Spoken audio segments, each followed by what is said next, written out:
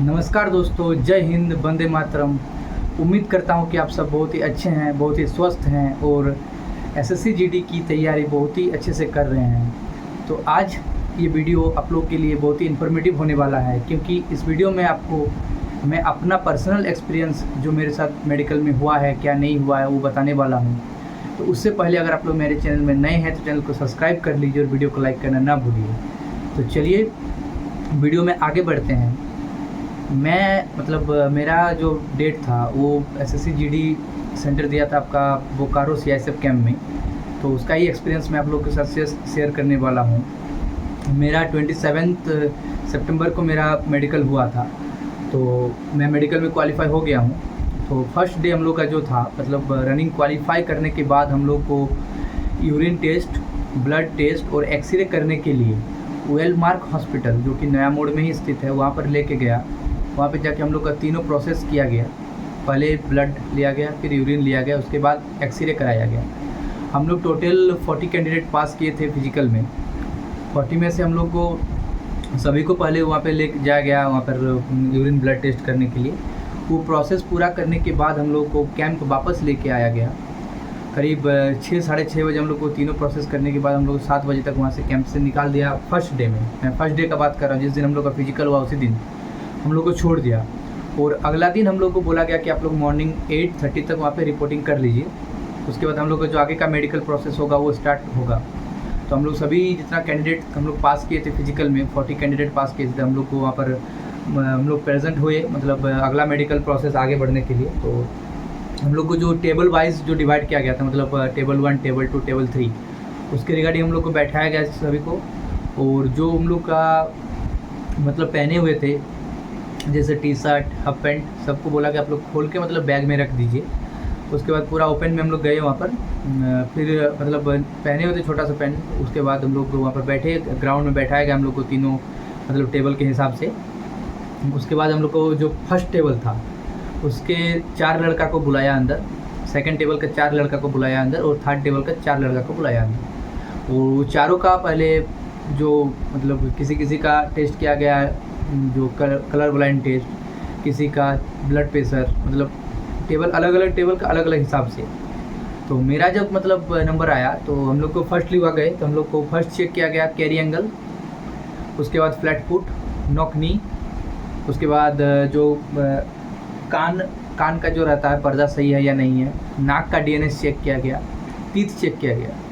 तो carry angle बहुत ही easy process से चेक किया गया। कैरी एंगल हम लोग को पहले मतलब खड़ा होने के लिए बोला था सावधान में। उसके बाद हाथ को आगे करने ऐसे करके देखा गया। अगर जिसका मतलब सीधा हाथ है उसका तो कोई इशू नहीं है।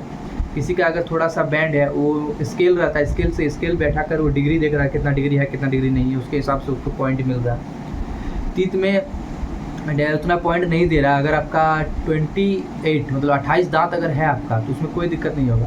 अगर 28 टीथ नहीं है तो फिर आपको वहाँ पर रीमेडिकल दे के अनफिट कर देगा, क्योंकि दांत तो 2 दिन में निकलेगा नहीं। और कोई भाई का कमेंट आ रहा था कि टीथ में अगर किसी का कीड़ा लगा हुआ है, किसी का गंदा बैठा हुआ है तो क्या उसमें पॉइंट मिल रहा है, कोई अगर दांत में कैप लगाया हुआ तो क्या पॉइंट मिल रहा है। देखिए भाई, आप लोगों का कहना है कि अगर आपका एक दांत में कैप है तो उसमें दिक्कत नहीं है। आपका मतलब 14 डेंटल पॉइंट होना चाहिए। 28 दांत में आपको 14 डेंटल पॉइंट होना चाहिए। हम लोग का 22 डेंटल पॉइंट होना चाहिए, लेकिन हम लोग का 32 दांत तो अभी निकलेगा नहीं, क्योंकि एज का हिसाब से वो दांत निकलता है। तो उसमें कैप में कोई दिक्कत नहीं होगा, पार कर देगा। अगर किसी का कीड़ा लगा हुआ तो आप फील करा लीजिए, कोई दिक्कत नहीं है। दांत को थोड़ा साफ रखिए, बस डेंटिस्ट के पास जाकर आप दांत को साफ करा लीजिए। कीड़ा उड़ा है तो कोई दिक्कत, उसमें साफ सुफ कर देगा, फील कर देगा, कोई दिक्कत नहीं होगा आपका, उसमें पॉइंट नहीं मिलेगा। कान को जरूर साफ़ कराइए, क्योंकि कान में बहुत ज़्यादा लड़का को पॉइंट मिल रहा था हम लोग के साथ। वहाँ पर जो था 2-4 को कान में पॉइंट मिला, क्योंकि कान में अगर किसी का गंदा है तो उसमें रीमेडिकल लिख के दे रहा है। उसमें बाद में आप फिट हो जाइएगा, लेकिन क्या होता है कि आपको हैरेसमेंट थोड़ा होगा, एक जगह से अगला जगह जाना पड़ेगा आपको। ITBP रांची में आपका रीमेडिकल हो रहा है बोकारो का, तो दिक्कत होगा, आपको परेशानी का सामना करना पड़ेगा।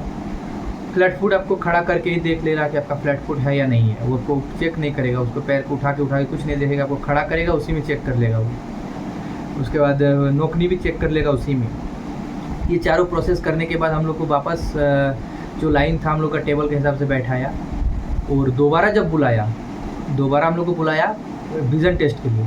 तो पहले हम लोग का जो था कलर ब्लाइंड टेस्ट किया, उसके बाद डिस्टेंस विजन टेस्ट किया, उसके बाद जो नियर का विज़न होता है वो डिस्टेंस आपका करीब एक टेबल, मतलब स्टडी टेबल में आप पढ़ते होंगे, तो स्टडी टेबल मतलब मान के चलिए कि 1 फीट या 1.5 फीट का दूरी में आपको वो किताब रखा हुआ था, उसी में आपको पढ़ाया। वो पहला लाइन थोड़ा बड़ा होता है, उसके बाद वाला थोड़ा छोटा होता है, उसके बाद वाला थोड़ा छोटा, उसके हिसाब से 8-10 लाइन रहता है, उसमें छोटा बड़ा करके रहता है, वो पूरा पढ़ाएगा, एक एक वर्ड पढ़ाएगा आपको। उसके बाद कलर ब्लाइंड जो रहता है वो 38 प्लेट का एक बुक रहता है, उसमें से आपको पढ़ाएगा चुन चुन के, ये वाला पढ़िए, ये वाला पढ़िए, वो वाला पढ़िए, जो बोलेगा आपको पढ़ना है। उसमें अगर दिक्कत करता है कोई अगर गलत पढ़ देता है कलर ब्लाइंड में, तो फिर दिक्कत करेगा आपको। मेरा तो कुछ गलत नहीं था, मेरा क्लियरली हम पढ़ दिए तो कुछ दिक्कत नहीं हुआ। उसके बाद डिस्टेंस विज़न में एक मेरा दोस्त था, वो पूछ रहा है, एक मेरा भाई था, मतलब कमेंट में पूछ रहा है कि भैया दूर कितना होता है डिस्टेंस विज़न में। तो देखिए 6x6 का मतलब होता है आपका 20 फीट। 6x6 मतलब होता है 6 मीटर की दूरी से आपको पढ़ना है। 6 मीटर मतलब 20 फीट 19 फीट ऐसा कुछ होगा।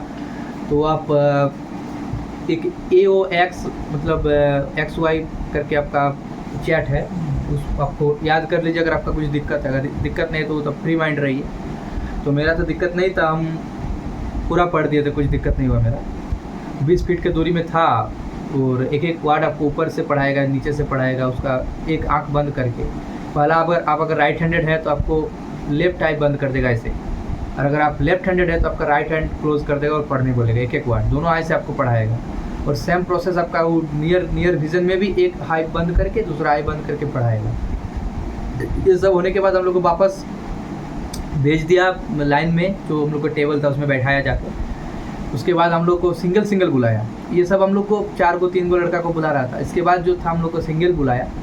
सिंगल बुलाने के बाद हम लोग को जो प्रेशर था, ब्लड प्रेशर हम लोग को नापा गया कि सही है या नहीं है। ब्लड प्रेशर चेक करने के बाद आता है मेन पॉइंट, मतलब सबसे इम्पोर्टेंट पार्ट, हम लोग का प्राइवेट पार्ट का चेक किया गया कि आपका अप्रेंटिस तो नहीं है, कहीं हार्निया तो नहीं है, कहीं आपका मतलब जो रहता है पानी भरा हुआ उस टाइप का कुछ दिक्कत तो नहीं है, बवासीर नहीं है, पाइल्स नहीं है, ये सब चेक किया गया।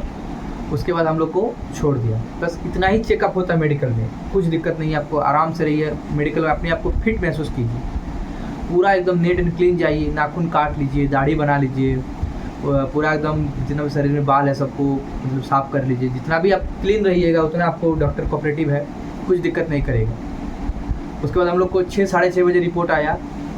पहले आपको जितना भी लड़का मतलब अनफिट नहीं, मतलब बोल सकते रीमेडिकल दिया था, करीब 12 लड़का का रीमेडिकल दिया था और 28 हम लोग ग्राउंड फिट हुए थे। तो 12 लड़का को अलग से नाम बुलाया, उन लोग को पहले बैठाया। उसके बाद हम लोग को मेडिकल फिट कैंडिडेट को बुलाया। हम लोग को बोल दिया कि बहुत अच्छा है सब कुछ, मतलब गाड़ी उड़ी नहीं चलाने के लिए मना किया गया कि 2-4 महीना गाड़ी मत चलाइए ज्वाइनिंग तक, ताकि ज्वाइनिंग के बाद भी मेडिकल होता। तो बोला कि उतना घूमने के लिए नहीं बोला गया, कि आप लोग घर में रहिए, मतलब अच्छे से रहिए, क्योंकि ज्वाइनिंग होने के बाद भी मेडिकल होता है। अगर पैर उठ टूट जाएगा तो फिर दिक्कत करेगा। उसके बाद हम लोग को फ़ोटो क्लिक किया गया, मतलब DV DME RME सब कुछ क्वालिफाइड का फ़ोटो क्लिक करके हम लोग को छोड़ दिया। बस इतना ही मेडिकल में हुआ। उम्मीद करता हूँ कि आप लोग को ये इन्फॉर्मेशन बहुत ही अच्छी लगी है। अगर अच्छी लगे तो चैनल को सब्सक्राइब कर लीजिए, थोड़ा मुझे भी मोटिवेशन मिलेगा वीडियो बनाने के लिए। चलिए मिलते हैं नेक्स्ट वीडियो में, तब तक के लिए जय हिंद, वंदे मातरम।